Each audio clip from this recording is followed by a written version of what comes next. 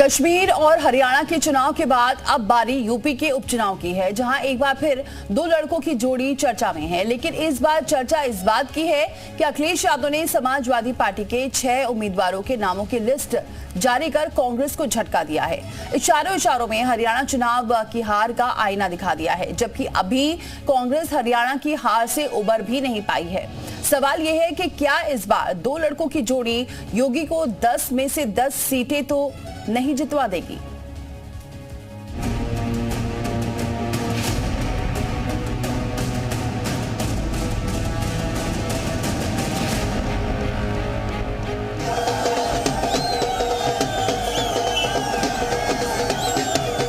कश्मीर और हरियाणा की चुनावी नतीजे आते ही सबसे ज्यादा अब उत्तर प्रदेश के उपचुनाव पर नजर लग गई है, जहां समाजवादी पार्टी ने कांग्रेस का भरोसे में लिए बगैर ही 10 में से 6 सीटों पर अपने उम्मीदवारों के नाम की घोषणा कर दी। इस घोषणा के बाद एक बार फिर सवाल उठ रहा है कि क्या लोकसभा चुनाव में दमखम दिखाने वाली दो लड़कों की जोड़ी अब कमजोर पड़ गई है।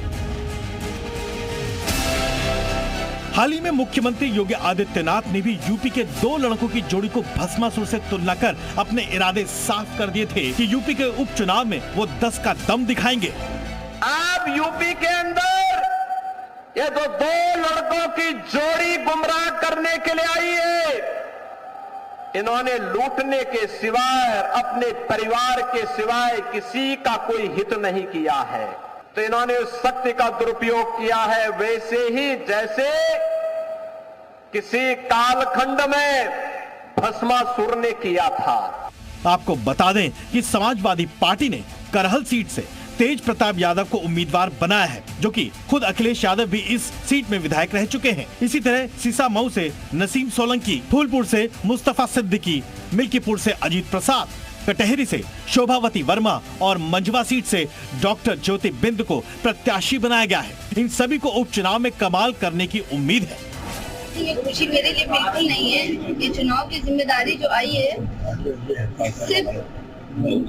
सिर्फ ये विधायक जी का ही चुनाव हो, उन्हीं की वजह से आज हमको यहाँ पर आना हुआ है। अगर वो होते तो हमें जरूरत ही नहीं।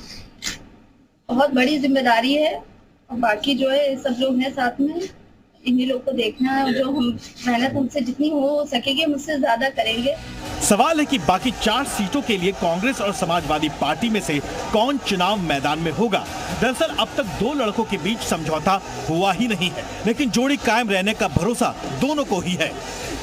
जहां पर समाजवादी पार्टी को अपने प्रत्याशी उतारने हैं, वहां पर उन्होंने घोषणा की है। कांग्रेस पार्टी को जहां पर अपने प्रत्याशी लड़ाने हैं, शीघ्र ही हम घोषणा करेंगे। हम उत्तर प्रदेश में पूरी ताकत से लड़ेंगे और 10 की 10 सीटों पर भारतीय जनता पार्टी को हराने का काम करेंगे। जब 5 सीटें पर विधायक समाजवादी पार्टी के थे तो 5 विधायक सपा के थे ही, और बाकी जो 5 सीटें थीं उसमें सपा और कांग्रेस के बीच में तालमेल होना था। अब अगर 5 पर कांग्रेस मांगेगी तो फिर तालमेल कैसे हो सकता है। अखिलेश यादव के करीबी कांग्रेस को हरियाणा की हार का आईना देखने की नसीहत दे रहे हैं। कांग्रेस पार्टी ने जम्मू कश्मीर और हरियाणा में सपा को एक भी सीट नहीं दी।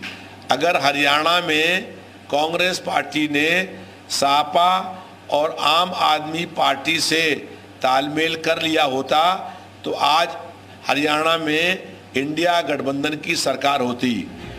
वैसे समाजवादी पार्टी दम भर रही है कि इस बार यूपी उपचुनाव में वो बीजेपी को 10 में से 10 में हराकर ही चैन लेगी, इसलिए कांग्रेस को उनका साथ देना चाहिए, जबकि बीजेपी हरियाणा की जीत से जोश में है। देखिए, हरियाणा में तो गठबंधन में हम लड़े नहीं थे, कांग्रेस तो सीधी उनकी लड़ाई थी। अब किन परिस्थितियों में क्या हुआ इसके बारे में कुछ कहना। नतीजे कहीं निराश करते हैं, कहीं लोगों को उत्साहित करते हैं।